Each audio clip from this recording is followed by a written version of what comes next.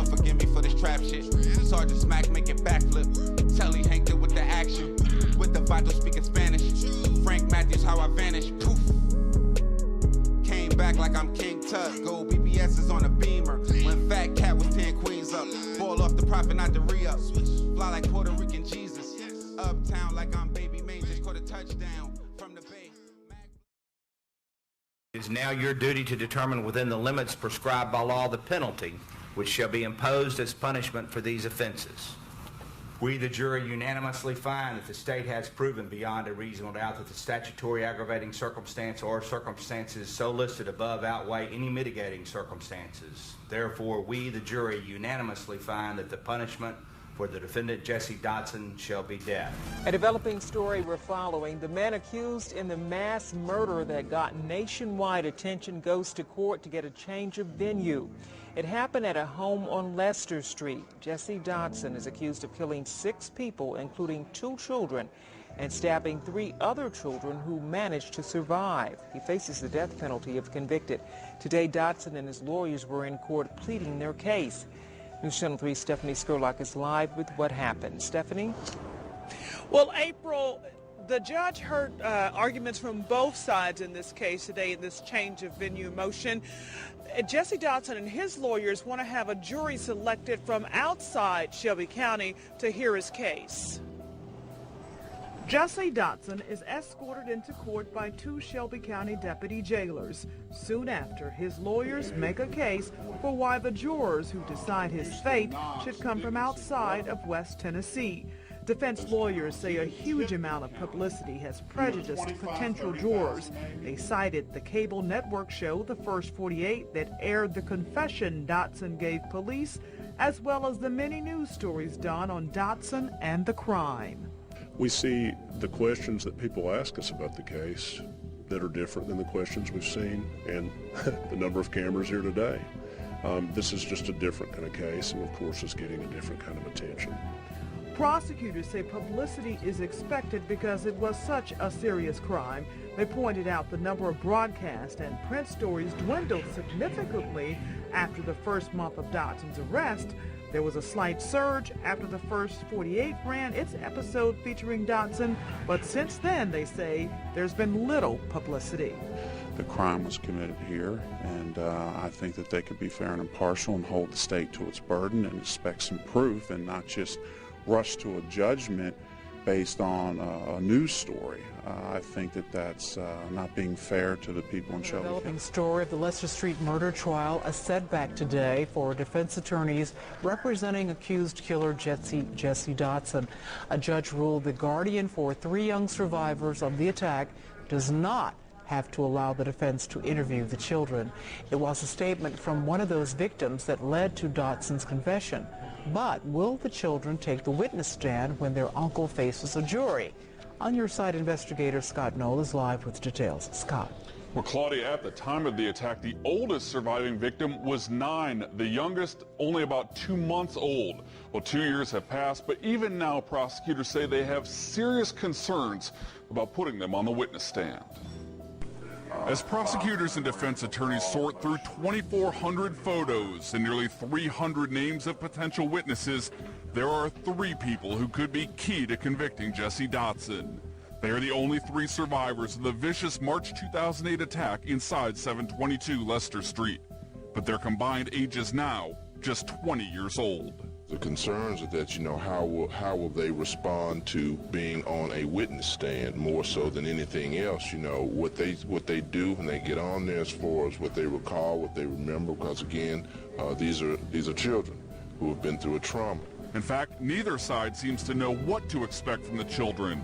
Defense attorneys asked to interview them before September's trial, but the children's appointed guardian said no. There have been some real issues with how the children were interviewed, what they have said on different occasions, and those are all things that the jury's going to have to understand. It was a statement made by the now 11-year-old survivor and played on A&E's The First 48 that police used to get a confession out of Dotson, known to family as Junior. A child called your name, Junior. Today, Dotson's defense said it plans to bring in a psychologist specializing in the accuracy of children's statements to watch the kids that they're called to testify. So far, prosecutors won't say for sure whether or not that will happen.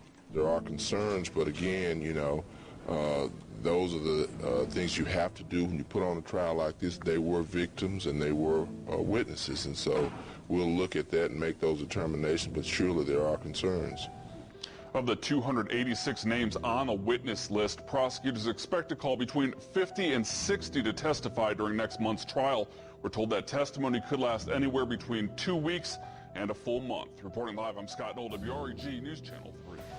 Tonight's top story, jury selection in the trial of accused Leicester Street murderer Jessie Dotson starts in just a couple of hours. 12 jurors and 4 alternates from Nashville are going to be selected. The actual trial will be held here in Shelby County. Dotson is accused of killing 6 people, including his brother and 2 children. And even though he's killed before, the jury will not be given that information. On Friday, both sides met with criminal court judge James Beasley to decide what evidence can and cannot be introduced during the trial. Dotson's accused of stabbing and shooting 6 people to death, including his brother Cecil and 2 children.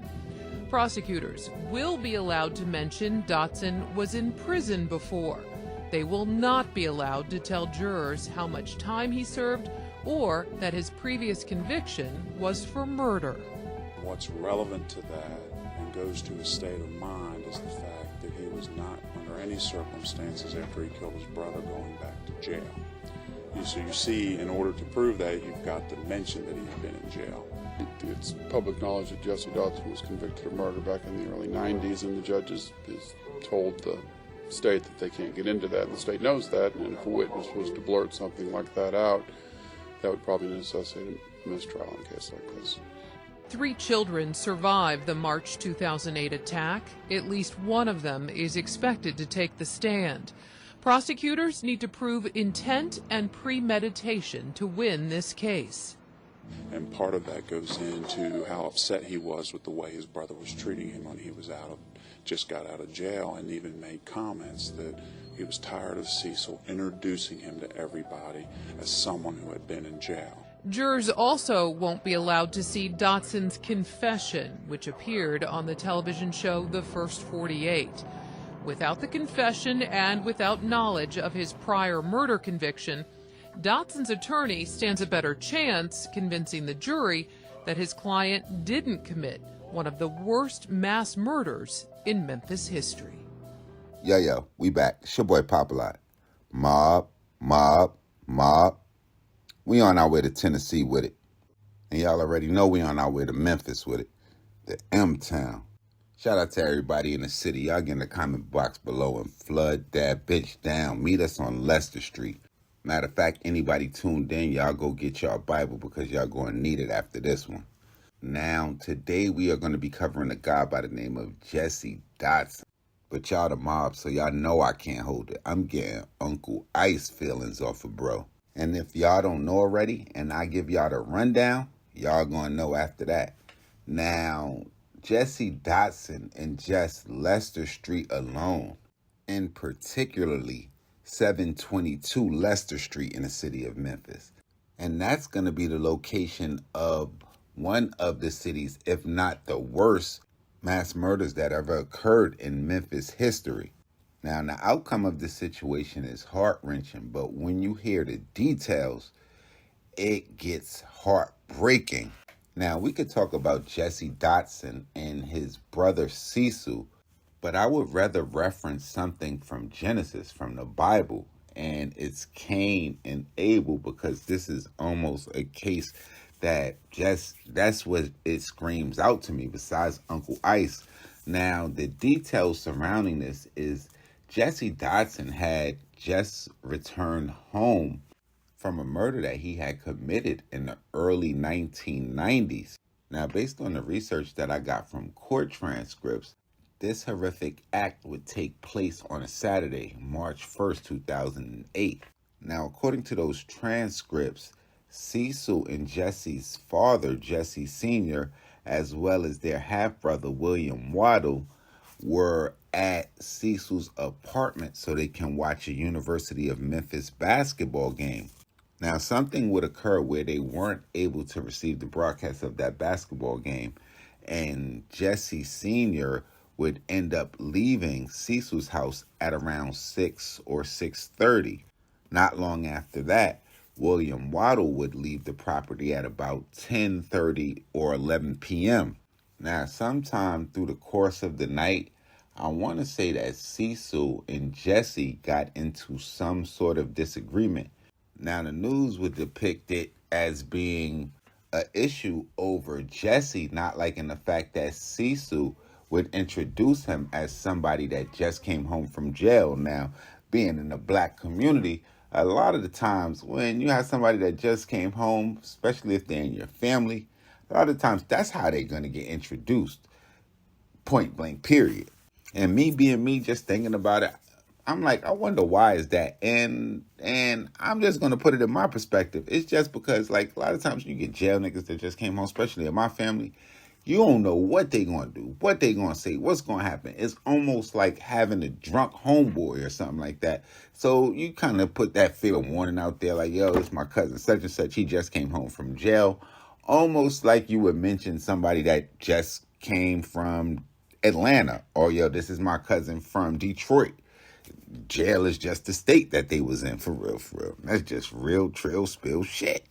Now, also see where the media said that they were also part of separate gangs. They're going to say that Jessie was a part of the Gangster Disciples while Cecil was a member of the Kitchen Crips, not knowing if that had anything to do with this particular incident at hand. But we all know the city of Memphis is just lit with the gangs, period. So with that being said, they're going to say that the brothers got into some kind of disagreement that led to Jessie pretty much slaughtering a house of 9 people, killing 6 of those 9 people, Cecil being one, his girlfriend being another, and I want to say 3 more adults, as well as Cecil's 2 children and his nephews. On top of that, when authorities would respond to the apartment after calls of distress from Cecil's other children's mom, they would find that it was 3 children that was also stabbed in the house. So it was a 9mm used, it was a 38 used, and a knife was also used. So it was a house where it was just not even enough bullets to really kill everybody. And just to think about the act of one man thinking that he can go in a house and essentially kill 9 people is mind-boggling to me. And it just screams out to me that something definitely mentally was wrong with Jessie Dotson. And he had a lot of demons that he was fighting. And something just probably says that it screams jealousy probably from his brother, because that's a rage that you can't even fathom. And when you find out how he got caught, or when you determine, well, why would it be this massacre like that? Why would he have to do that? It was because the victims knew exactly who he was. So it was one of those situations where you literally can't leave any victims, because it's not a case where the victims just know your face. They know your entire identity. And that was the crack in his pyramid that pretty much brought it down, because the sole survivors would go on to say that Junior stabbed me. And Junior was the name that the family would call Jessie Dotson. And this case was pretty much made famous by the popular show, The First 48. And a lot of people say, oh, wow, Carolyn Mason, she's the one that'll get the answers out of you. But in this particular episode that I've seen numerous times, Tony Armstrong, if I'm not mistaken, who is the lieutenant or one of the heads in the Memphis Police Department right now, was the one that pretty much got at him in the interrogation room and pretty much broke Jessie Dotson down and got him to confess, even though they had bombshell evidence against him in the case. And he would go on to take this case to trial and eventually be found guilty on all 6 murder counts that they had against him.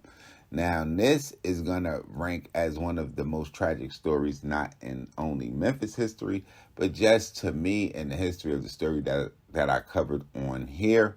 And just in general, if you know any tragic story more tragic than this one, definitely put it in the comment box so we can kind of debate and I can kind of do my research. But yeah, man, this is one of those cases where your family ain't always your family. So you always got to watch out, man. Y'all know what it is with me. Y'all make sure y'all follow me on Instagram, on Twitter, on Clubhouse. We popping out in the Mobb room. So y'all make sure y'all follow that room. We're going to be going directly to Clubhouse after a lot of these episodes. And that's going to be POP_A_LOT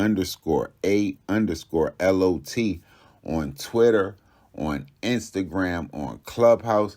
Y'all make sure on y'all way out, y'all hit that red subscribe button right under this video so y'all know when this real trill spill shit is dropping. And y'all get in the comment box below and y'all let me know where I need to go, what cities I missed, what gangster stories we need to cover, what's going down in the neighborhood, man. Y'all know we need to know, man. Y'all call me, text me, tweet me, CC me, mention me, tag me, at me, however y'all want to do it, man. It's your boy Popalot. I'll be back with some more real trill spill shit. Mobb, mobb, mobb.